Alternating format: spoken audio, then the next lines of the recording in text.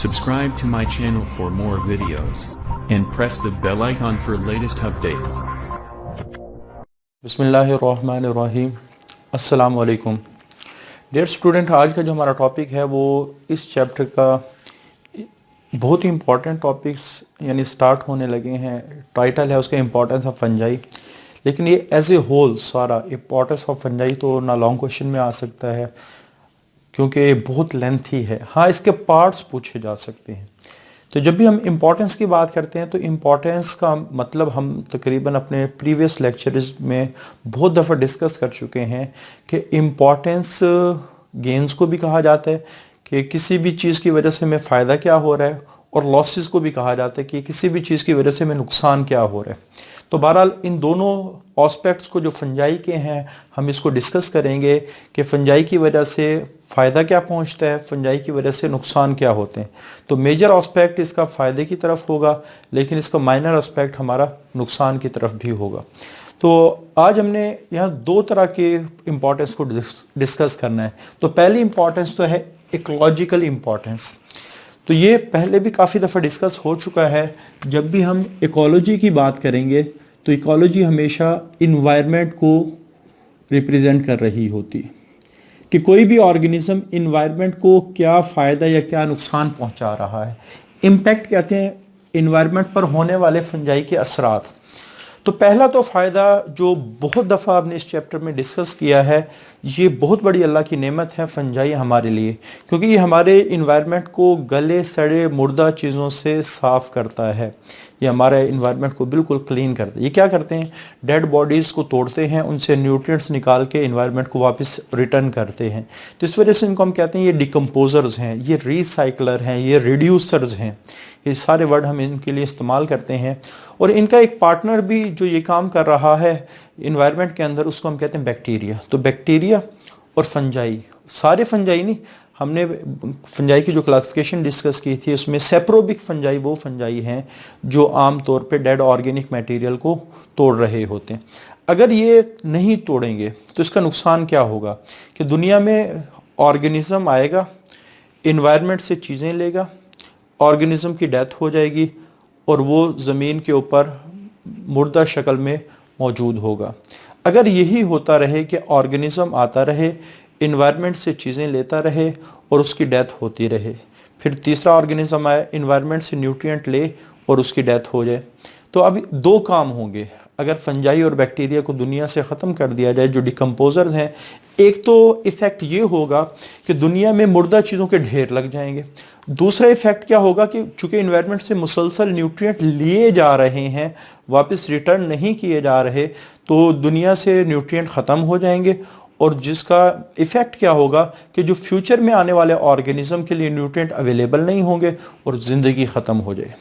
यानी आप कह सकते हैं फंजाई ज़िंदगी को चलाने के लिए बहुत इम्पॉर्टेंट ऑर्गेनिज्म है, और इसके साथ का जो पार्टनर है वो बैक्टीरिया है। तो पहला जो सबसे बड़ी इंपॉर्टेंस, इन्वायरमेंट को मुर्दा चीज़ों से साफ़ करना और इन्वायरमेंट को वापस जो इस्तेमाल हो गए न्यूट्रिएंट उनको वापस रिटर्न करना। इस वजह से इनको रिसाइकलर भी कहा जाता है।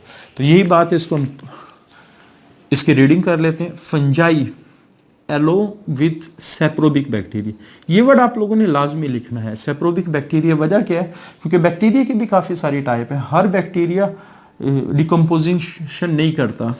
प्ले अ वाइटल रोल, बहुत ही अहम रोल प्ले करते हैं किसमें, इकोसिस्टम क्या होता है, अगर कम्युनिटी और इसका इन्वायरमेंट इकट्ठा कर दिया जाए तो ये इकोसिस्टम बन जाता है। अब जब हम बात करते हैं कम्युनिटी की, तो ये लिविंग ऑर्गेनिज्म का मजमूआ है, इन्वायरमेंट जो इसका नॉन लिविंग सराउंडिंग है, तो ये इकोसिस्टम बन जाते हैं। तो इकोसिस्टम में जो इनऑर्गेनिक न्यूट्रिएंट की वापसी हो रही है, तो उसमें दो ऑर्गेनिज्म का बड़ा रोल है, फंजाई और सेप्रोबिक बैक्टीरिया।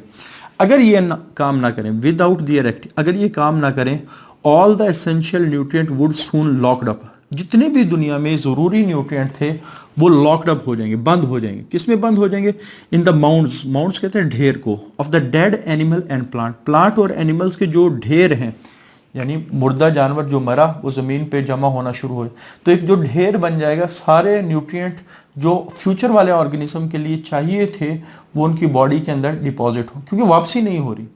ऑर्गेनिज्म आता है, इन्वायरमेंट से चीज़ें लेते हैं, मर जाते हैं, वापसी अगर ना हो तो फिर वो सारे ही ज़ाया हो जाएंगे।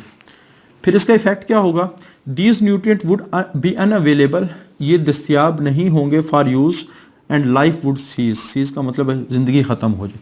उसके बाद एज ए सिम्बियोट, जो फंजाई है ये वेस्कुलर प्लांट के साथ दोस्ती लगा के भी रहता है, ये हम पहले भी डिस्कस कर चुके हैं।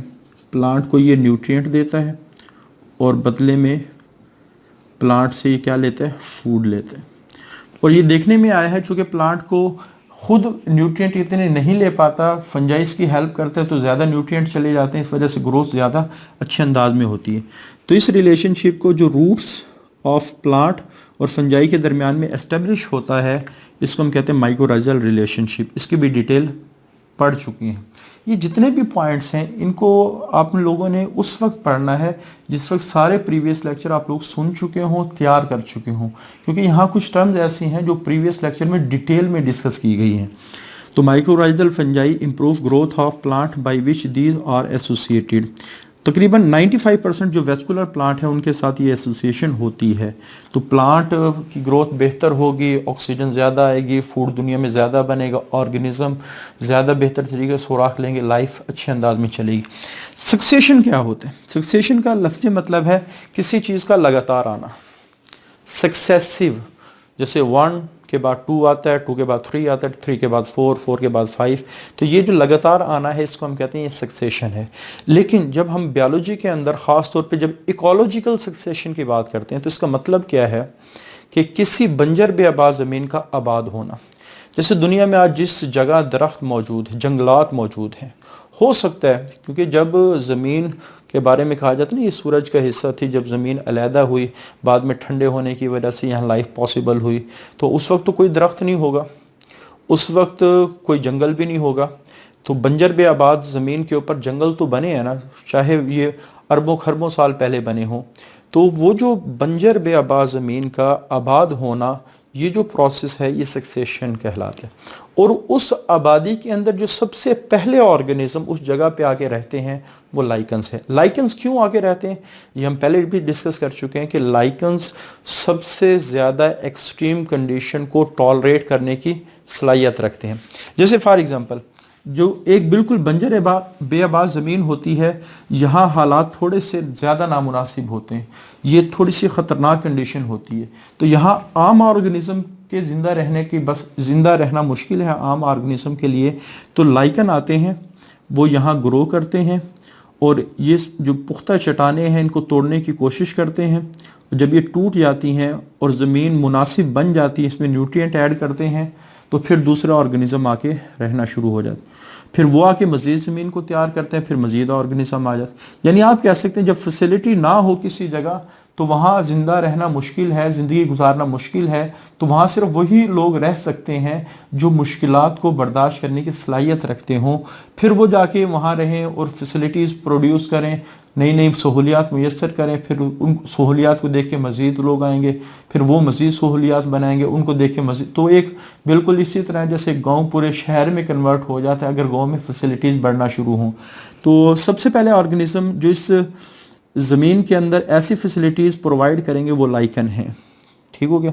और इस प्रोसेस को जिसमें बंजर बेआबाद ज़मीन पर आबादी होती है, ऑर्गेनिज्म आते हैं, जंगलात बनते हैं, इसको हम कहते हैं सक्सेशन। इसमें होता क्या है, पहले ऑर्गेनिज्म आया, फिर दूसरा आया, फिर तीसरा आया, फिर चौथा आया, फिर पांचवा आया, करते करते यहाँ एक बहुत बड़ा जंगल बन जाता है।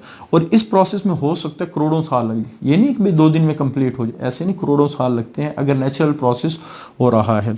तो lichen grow on the rocks, break them and setting stage for other organism, कि आमतौर पर जो लाइकन है वो चट्टानों पर ग्रो करते हैं, उनको तोड़ते हैं और ज़मीन को हमवार करते हैं।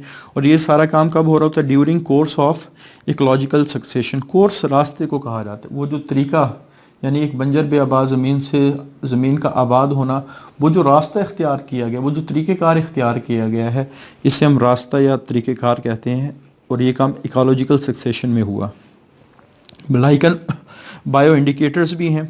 तो तो बायो इंडिकेटर्स वो होते हैं जो लिविंग ऑर्गेनिज्म यानी इन्वायरमेंट में मौजूद एयर क्वालिटी को बता रहे होते हैं कि एयर क्वालिटी ठीक है या नहीं है। और लाइकन चूँकि बहुत सेंसिटिव है एयर क्वालिटी के लिहाज से, इस वजह से इनको बायो इंडिकेटर के तौर पे इस्तेमाल किया जाता है।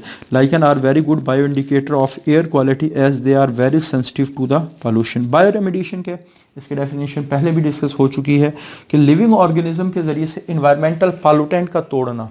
हमारा इन्वायरमेंट पॉल्यूटेड है, उसमें मुख्तलिफ़ किस्म के हैवी मेटल्स हैं। अगर हम किसी लिविंग ऑर्गेनिज्म को इन्वायरमेंट के साफ़ करने का काम दे दें तो ये बायो रेमेडिएशन कहलाती। तो फंजाई और एलजी ये बहुत ज़्यादा इस्तेमाल होते हैं इस मकसद के लिए। उसके बाद कमर्शियल इंपॉर्टेंस। कमर्शियल इंपॉर्टेंस से क्या मुराद है कि फंजाई हमें पैसे के लिहाज से क्या बेनिफिट देगा या फंजाई हमें पैसे के लिहाज से क्या नुकसान पहुंचाएगा। पहले हम उसके गेंस को, उसके अचीवमेंट को, उसके फ़ायदों को डिस्कस करेंगे, बाद में हम इसके नुकसानात को डिस्कस करेंगे। तो economic gains due to fungi बहुत इंपॉर्टेंट लॉन्ग क्वेश्चन है। ये दोनों economic gains and economic losses ये one of the most important long question जो बोर्ड के पेपर में पूछे जा सकते हैं। सबसे पहले तो ये सोर्स ऑफ फूड है। काफ़ी सारी फंजाई खाई जाती हैं, जैसे 200 स्पीशी मशरूम की हैं, उसमें जो एगेरिकस स्पीशी ऑब्जेक्टिव के लिहाज से इंपॉर्टेंट MCQ शॉर्ट क्वेश्चन, ठीक है, 200 स्पीशी हैं मशरूम की जो खाई जाती हैं। इसी तरह जो मॉरल्स हैं उसमें मॉर्चिला एस्कुलेंटा ये स्पीशी है जो सबसे ज़्यादा खाई जाती है। इसी तरह ट्रफल। अब ट्रफल की डेफिनेशन तो बहुत दफ़ा बोर्ड में पूछी गई है कि व्हाट आर ट्रफल्स। ट्रफल्स हैं क्या? इनको ट्यूबर स्पीशी कहा जाता है। आमतौर पे ट्यूबर का वर्ड प्लांट के लिए इस्तेमाल होता है कि प्लांट की जड़ों में जैसे आलू वगैरह लगते हैं और उन आलू में फूड स्टोर होते हैं। तो अगर प्लांट की जड़ों में कोई ऐसा स्ट्रक्चर जो फूड स्टोर कर रहा है वो ट्यूबर स्पीशी कहलाते हैं। तो ट्यूबर स्पीशी ट्रफल्स हैं, यानी ये हमेशा अंडरग्राउंड होंगी। और ये है क्या? The fruiting bodies of Ascomycota, यानी इसको हम एस्कोकार भी कह सकते हैं। अब देखें ये टर्म्स ऐसी हैं जो पहले बहुत ज़्यादा डिटेल में डिस्कस हो चुकी हैं इनके जो लेक्चर्स हैं उसमें। अब ये चूँकि अंडरग्राउंड होती हैं इस वजह से जो लोग हैं वो इनको तलाश करते हैं ट्रेन डॉग्स और पिग्स के ज़रिए से, ठीक है। तो ये आप लोगों ने ध्यान में रखना है। ट्रफल्स ये एस्कोमाइकोटा की एस्कोकार्प्स हैं, फ्रूटिंग बॉडीज़ हैं जो अंडरग्राउंड होती हैं और आमतौर पे लोग इनको तलाश करते हैं कुत्तों के ज़रिए से, पिग्स, सूअर वगैरह के ज़रिए से। उसके बाद एडिबल फंजाई तो खाई जाती हैं, लेकिन कुछ फंजाई ऐसी हैं जो दिखने में तो ऐसे लगता है कि मज़ेदार होंगी लेकिन वो जहरीली हैं। ख़ास तौर पे मशरूम्स की जो कैटेगरी है, टोडस्टोल बिवियर ऑफ पॉइजनस मशरूम्स। टोडस्टोल हमेशा वो पॉइजनस मशरूम है जो जहरीली हैं, जिनसे मौत हो सकती है। दो मेंबर बड़े मशहूर हैं, डेथ कैप या इसको डेथ एंजल भी कहते हैं जिसका कॉमन नेम एमिनेटा है, और दूसरा जेक ओ लेटर्न जिसका साइंटिफिक नेम ओम्फिलोटस ओलियरियस। अच्छा, ये जो लेटर्न लालटेन को कहा जाता है पुराने ज़माने में, आजकल तो ये कॉन्सेप्ट ऑलमोस्ट ख़त्म होता जा रहा है। लालटेन इस्तेमाल की जाती थी, वो लालटेन रात के वक्त रोशनी के लिए इस्तेमाल की जाती थी, ठीक है। Gills glow in dark. अगर आपको याद हो मशरूम का हमने स्ट्रक्चर डिस्कस किया था, तो मशरूम के स्ट्रक्चर में सबसे ऊपर एक कैप होती है, अंदर इस तरह की अरेंजमेंट के गिल्स होते हैं। तो ये जो गिल्स है ये रात को चमक रहे होते हैं इसके, तो इस वजह से लेटर्न का वर्ड इस्तेमाल किया गया। तो ऑब्जेक्टिव में आ सकता है उस मशरूम का नाम बताएं जिसके गिल्स रात को चमकते हैं। उसका साइंटिफिक नेम भी पूछा जा सकता है, उसका कॉमन नेम भी पूछा जा सकता है। इसी तरह एक बहुत बड़ा जानवर है, इसको बारहसिंगा भी कह सकते हो आप, रिंडियर। ये आमतौर पे बर्फानी इलाके में रहते हैं। मोस प्लांट का एक ग्रुप है, तो ये एक लाइकन है रिंडियर मोस। तो यहाँ बुक वाले ने आगे क्लियर कर दी ये लाइकन है।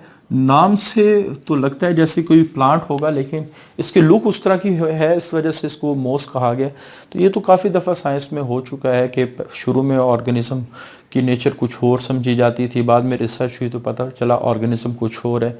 जैसे हमने साइनोबैक्टीरिया शुरू में समझा जाता था ब्लू ग्रीन एल्जी, बाद में पता चला कि वो तो प्रोकैरियोट है। तो इसी तरह काफ़ी सारे ऑर्गेनिज्म हैं जिनकी नेचर बदली है इम्प्रूवमेंट ऑफ साइंस की वजह से। तो ये भी उसी तरह का ऑर्गेनिज्म है।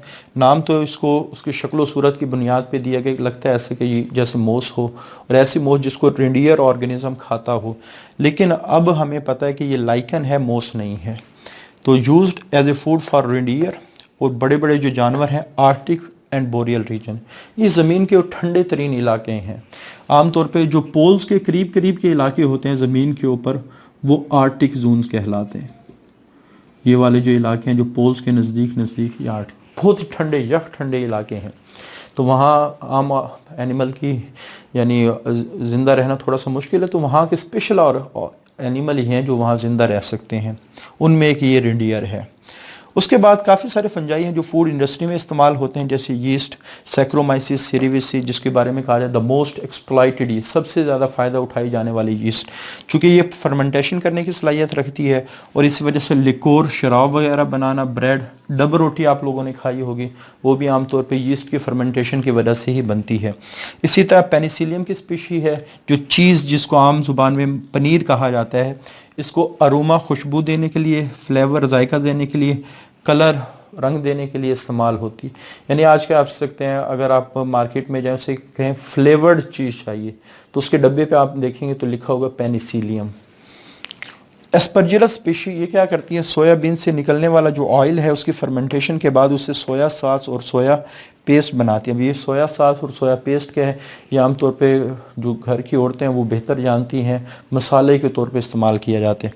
सिट्रिक एसिड, ये एस्परजिलस स्पीशी से हासिल होता है, तो और आमतौर पे ये खानों में खटाई पैदा करने के लिए इस्तेमाल होता है, जैसे इमली वगैरह इस्तेमाल होती है।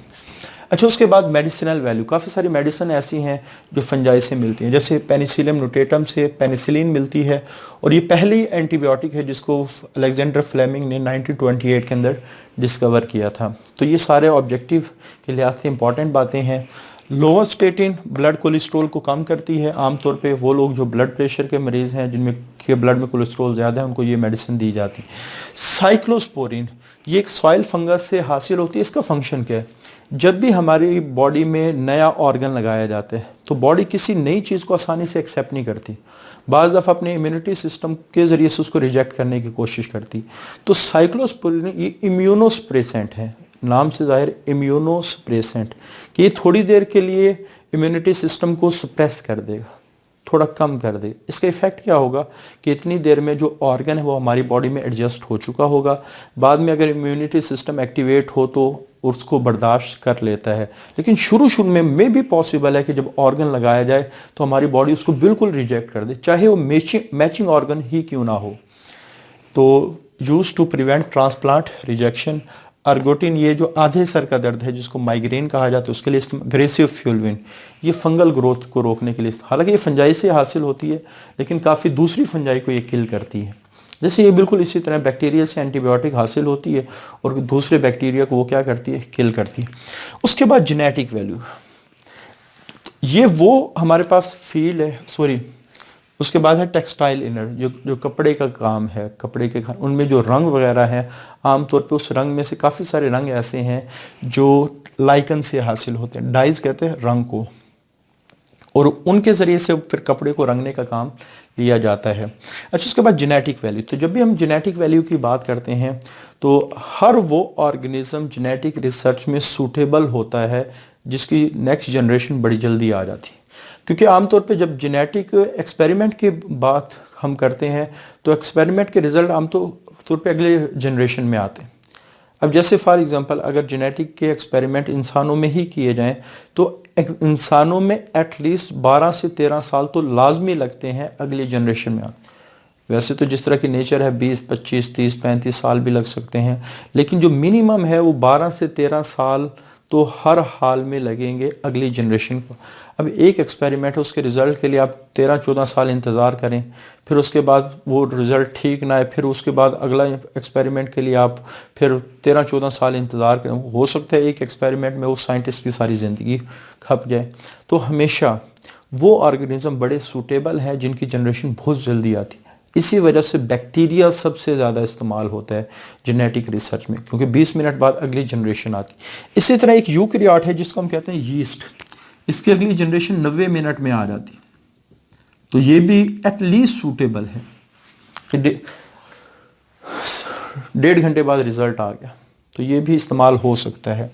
तो इसके रैपिड जनरेशन की वजह से ये जो हम एक्सपेरिमेंट करते हैं तो हमें जेनेटिक और बायोकेमिकल जो रिएक्शंस के एक्सपेरिमेंट है उनकी इंफॉर्मेशन जल्दी मिल रही होती है। और ये यीस्ट पहला यूकैरियोट है जिसको जेनेटिक इंजीनियर ने इस्तेमाल किया, और यही यीस्ट वो पहला ऑर्गेनिज्म है जिसमें आर्टिफिशियल क्रोमोसोम बनाया गया 1983 में, और उसने फंक्शन परफॉर्म किया, यानी खुद लेबॉर्ट्री में क्रोमोसोम बनाया गया, सिंथेटिक क्रोमोसोम बनाया गया, उसको यीस्ट में डाला गया, उसने प्रॉपर फंक्शन परफॉर्म किया। और जीनोमिक सीक्वेंसिंग क्या है, ये हम पहले भी डिस्कस कर चुके हैं। तो पहला यूकैरियोट जिसकी जीनोमिक सीक्वेंसिंग की गई 1996 में, वो भी यीस्ट है। जीनोमिक सीक्वेंसिंग को अगर इन शॉर्ट में डिस्क्राइब करना चाहूँ तो ये जीनोम कहते हैं एक ऑर्गेनिज्म में पाए जाने वाले मजमूआ ऑफ जीन को आप कह सकते हैं ये जीनोम है। अब कौन सा जीन्स किस क्रोमोसोम पर कहाँ कहाँ पाए जाते हैं, इस चीज़ का पता लगाना ये जीनोमिक सीक्वेंसिंग कहलाता है। जैसे हमारा एक्स क्रोमोसोम है, उस पर कौन कौन से जीन है और कहाँ कहाँ है।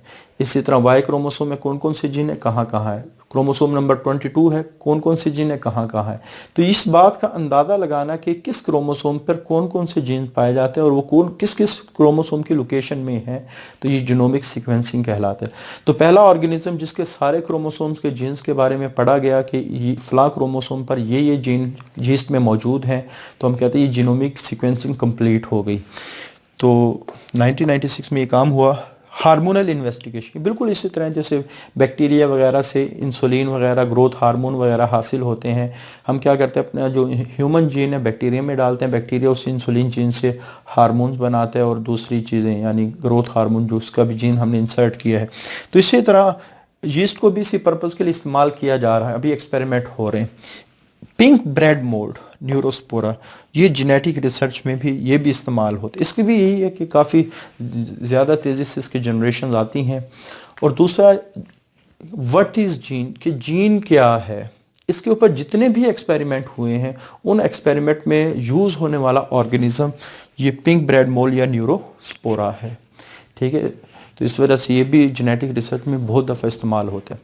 तो ये हमारे दो आर्टिकल थे, एक में इकोलॉजिकल इंपॉर्टेंस को हमने डिस्कस किया, एक में हमने कमर्शियल इंपॉर्टेंस के सिर्फ गेन्स को डिस्कस किया है।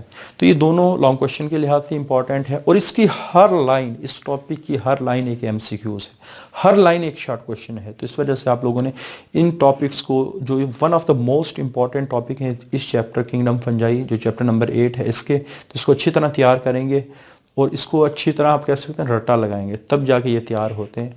आज के लिए इतना ही, अल्लाह हाफिज़। Subscribe to my channel for more videos and press the bell icon for latest updates.